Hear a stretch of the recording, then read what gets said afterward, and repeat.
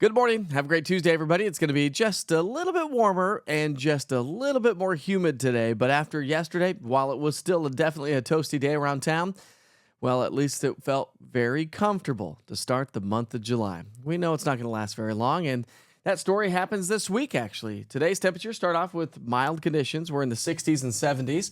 We're going to see those temperatures climb into the low 80s as we get into the lunch hour, and forecast highs will be back in the low 90s. So a little bit warmer today.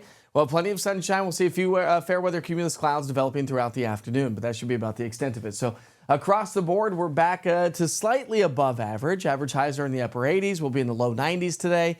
Again, the high UV index level. So if you're going to be out and about, make sure that you lather up with some sunscreen, because Sunburn City is definitely going to be with us. And it's going to make for a warm and muggy evening. Now, the humidity will gradually increase throughout the day today.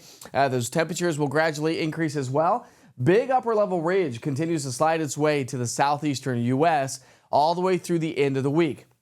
And then this ridge is going to flatten just a little bit thanks to a trough that's going to swing its way across the upper Midwest and the Great Plains area. That will eventually allow a cold front to come on through as we head into the upcoming weekend. That cold front's going to be just off to our west as we get into our Saturday morning. But out ahead of it, we got a lot of moisture pumping into the area. It is going to bring us a little bit more of an elevated rain chance, but we're still not talking about a ton of rain. And so the abnormally dry conditions, or rather the drought, if you will continue to build around East Tennessee. Dew points will continue to climb as well. Looks like Friday and Saturday, dew points will be in the mid-70s, so that's going to be the hottest weather. But for the 4th of July, which, by the way, we do have that forecast coming up in just a moment, looks like it's going to be a typical July forecast. Let's talk heat index values for a little bit. Didn't have much of a heat index value yesterday, but those heat index values will be in the low 90s throughout the day today. As that moisture spreads into the southeastern U.S., those heat index values go up. So while we get into our 4th of July on Thursday, we're talking about heat index values pushing the upper 90s to low 100s. That's going to be the story on into our Friday. Cold front to our north Friday, and that should usher in some drier air up across Kentucky and the Ohio Valley for Saturday.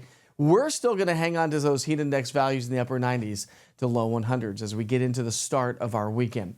Like I said, minimal chances for rain, maybe a couple of pop-up showers and thunderstorms on the 4th of July, but it's not anticipating to be a whole lot. We've had worse years, and we've had, well, great years as well. I think this is going to be a pretty good year, although it is going to be hot and muggy.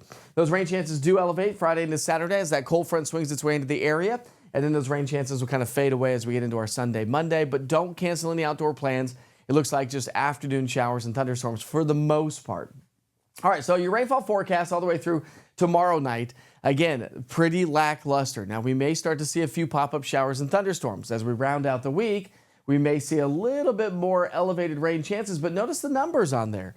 Less than 1/4 of an inch for most locations. And so really just not expected to see a whole lot of rain all the way through Friday, with a little bit more elevated rain chances into the weekend.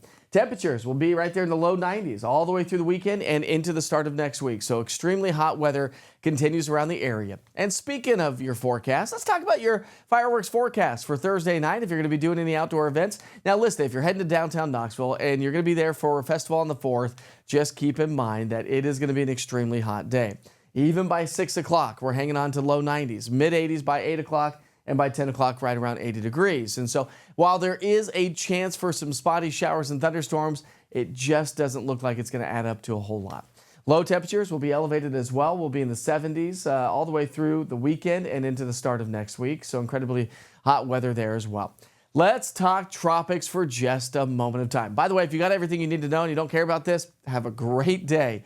But we do have Category 5 Hurricane Beryl that's been moving its way into the Caribbean. Okay, south of Cuba and south of the Caribbean islands and north of South America. It is going to weaken as it moves its way through Jamaica, but Jamaica could be making landfall as a Category 3 hurricane and then working its way towards the Yucatan Peninsula by the end of the week, possibly as a Category 1. So you're talking about Belize, Cancun, Mexico. So it is a very powerful storm system that's going to continue to track its way through. And our first hurricane of the season. Now, with the steering winds, we've got high pressure to our north. That is what's keeping this storm system from coming into the Gulf of Mexico, okay? That looks like that's going to be the case here as we wrap up the week. But when you look at the possibility of paths, well, it depends, right? So as high pressure continues to be stronger, Beryl could move a little bit further to the north because high pressure is going to be stronger here, and it may start to swing with those winds from that ridge of high pressure.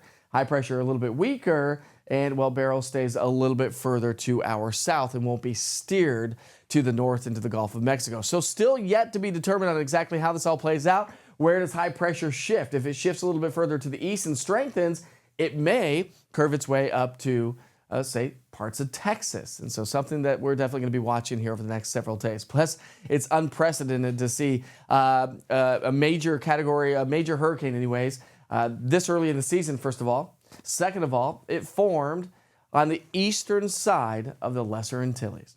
Looking ahead, still looking at the possibility of signals anyway, saying, yeah, we may be trending above average when it comes to those temperatures. Precipitation-wise, some weak signals anyway, saying we may see some elevated rain chances all the way through the 16th of July, but it doesn't look like it's going to appear to be a whole lot. So as we progress through the holiday week into the upcoming weekend, and each and every day, have a way to receive weather information, check in on your daily and updated forecast every single day. Listen, I do a daily forecast. What you're watching right now is updated online on YouTube, digital, social media, 6 a.m., noon, 5 p.m., and 9 p.m. during the weekday. And on the weekends, it's 7 a.m., noon, 5 p.m., and 9 p.m. So make sure you check that out. Download it today. Go to the Google Play Store, the App Store, and search EastTN Weather. All one word. We sure hope you have a great day. We'll see you back here soon.